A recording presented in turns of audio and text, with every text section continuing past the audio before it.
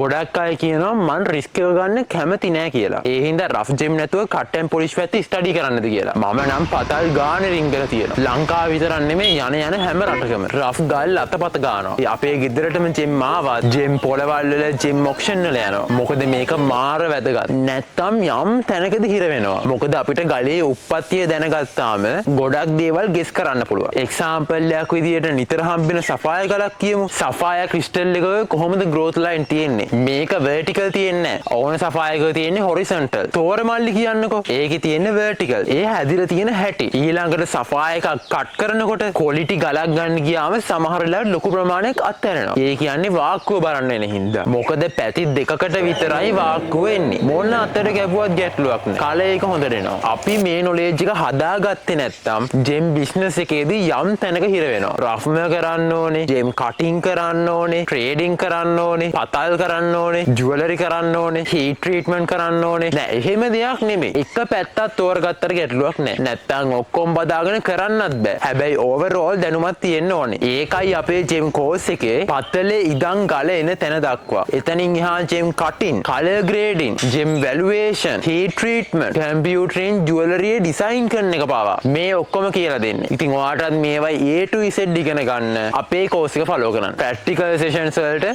අපි gem market වලයි ඔයාට කැමති නම් අපි ජෙම් බිස්නස් වලට පිටරට යනකොට ඕගොල්ලන්ට ජොයින් වෙන්න පුළුවන්.